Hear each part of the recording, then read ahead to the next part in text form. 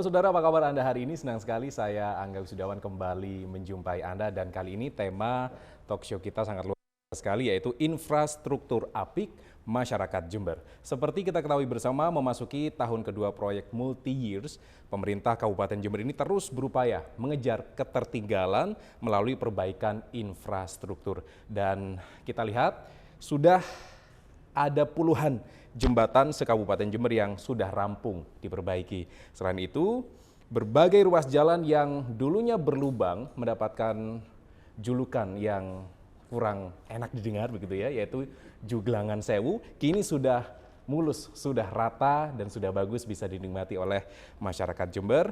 Dan tentu saja untuk membincang hal ini terkait dengan program multi-years, kita akan berbincang selama 30 menit ke depan dan kita akan mengajak pemirsa untuk mengetahui penjelasan dari Bupati Jember, Bapak Haji Hendy Siswanto STIPU, bersama saya Angga Wisudawan.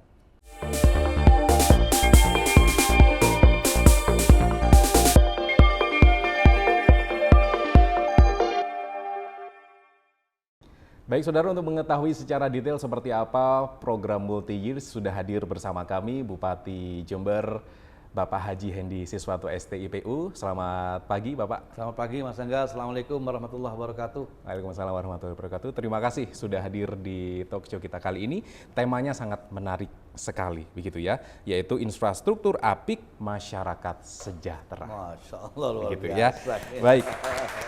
Pak Hendy, kita tahu bahwa perbaikan jalan ini saat ini terus dikebut begitu ya, di berbagai ruas jalan kita lihat banyak sekali perbaikan dan di berbagai ruas jalan juga kita sudah merasakan mulusnya begitu ya, halusnya jalan yang sudah diperbaiki. Nah, sampai saat ini sebenarnya sudah berapa persen program dari multi-years ini sudah dilalui? Ya, terima kasih Mas Angga. Ini kalau kita berapa persen total jalan yang kita perbaiki itu lebih dari 1.000 kilo, ya lebih dari 1.000 kilo, dan itu tahun 2021 sudah ada, bukan proyek multi-years, tapi proyek yang satu tahun anggaran, tahunan reguler, dan tentu kita tambah dengan proyek multi-years. Sedangkan proyek multi-years ini ada 1.000 kilo, dan itu dimulai pada bulan Oktober-November tahun 2021. Kenapa multi-years itu 2 tahun berjalan berlangsung. Jadi proyek itu bisa dikerjakan tahun 2021 dan dilanjut terus tanpa putus sampai tahun 2022. Dan insya Allah alhamdulillah hari ini sudah selesai, sudah di atas 75%.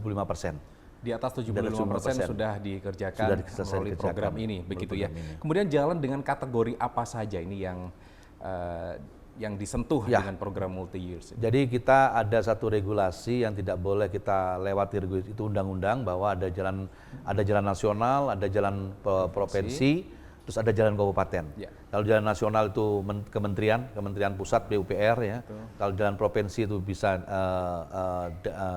provinsi di tingkat satu, Jawa Timur. Kita masuk ke jalan kabupaten. Jalan kabupaten inilah yang tanggung jawab Pemkab Jember untuk menyelesaikan. Berikut ke bawahnya ada jalan kecamatan, ada di dusun kelurahan, termasuk jaring-jaring. Jadi jaring-jaring itu ruas-ruas jalan yang ada di desa-desa.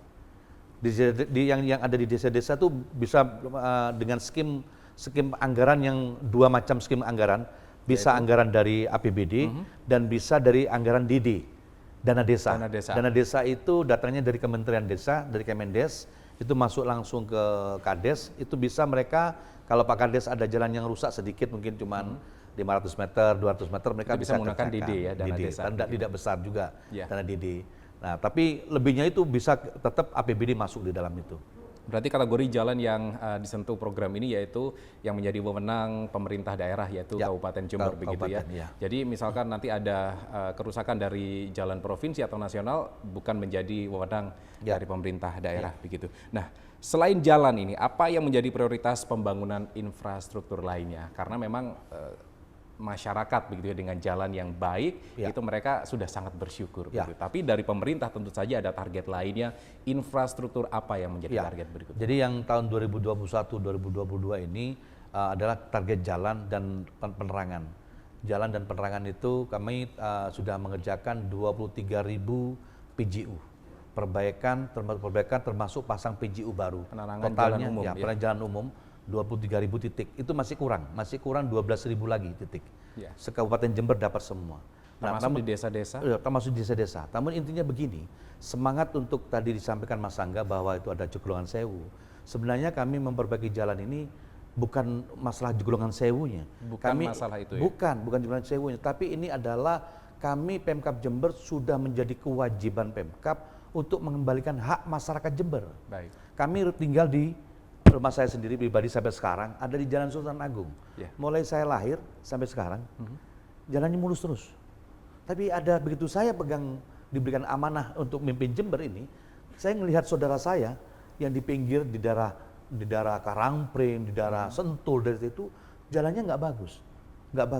Padahal mereka orang Jember juga. Mereka harus bisa menikmati sama dengan jalan di depan tempat saya di Jalan Sultan Agung. Nah itulah semangat itu bahwa jalan ini esensinya wajib Pemkab Jember memberikan fasilitas yang sama dimanapun itu lokasi. Tidak ada perbedaan antara jalan kabupaten, jalan ini. Intinya jalan harus bagus.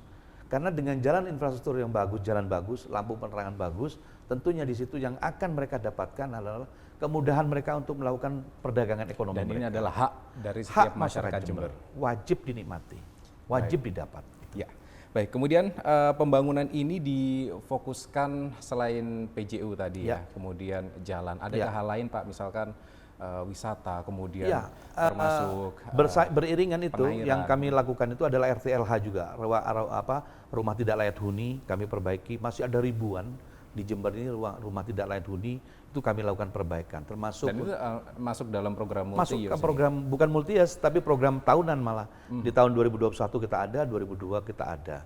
Yang ketiga juga di dalam 2 tahun anggaran ini kami juga memperbaiki beberapa titik daerah-daerah longsoran. Banyak lokasi kita karena memang kita daerah hujan di Jember ini dan banyak sekali bencana tahun kemarin sehingga berarti titik-titik longsoran itu ada. Juga arah kami di tahun 2022 perbaikan infrastruktur pertanian kita sudah mulai masuk, tapi tidak terlalu besar. Termasuk irigasi berarti. Termasuk irigasi, tapi tidak terlalu besar Mas Angga karena memang keterbatasan anggaran kita. Kami akan fokus dulu di infrastruktur jalan.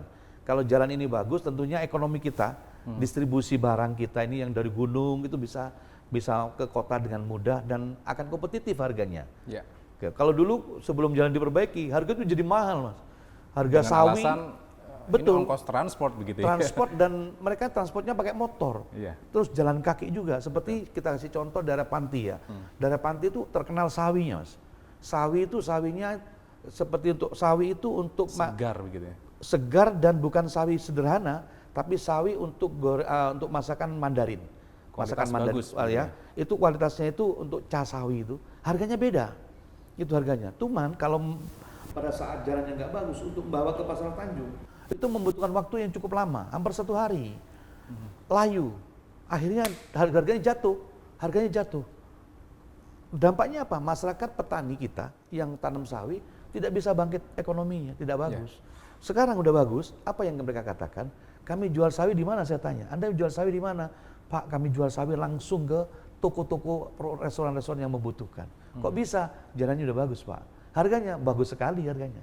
Tidak dijual di pasar lagi, tapi dia langsung datang langsung ke konsumennya. Ya. Ini manfaat yang langsung dampaknya itu dan lampu penerangan tentunya untuk keamanan mereka. Sekali lagi ini hak masyarakat yang harus dipenuhi, Ya, begitu ya. ini adalah Kemudahan, kemudian perputaran ekonomi juga semakin mudah dengan akses yang mudah, begitu ya. Nah, kalau kita berbicara terkait dengan pengerjaan proyek infrastruktur ini tentu saja melalui rekanan dan akan ada semacam evaluasi, begitu ya. Dan apakah ada sejauh ini dari evaluasi yang sudah dilakukan itu, infrastruktur yang sudah dibangun tidak memenuhi spesifikasi? Ya. Tapi kita akan bahas di segmen berikutnya. Pak Hedi, saudara tetaplah bersama kami.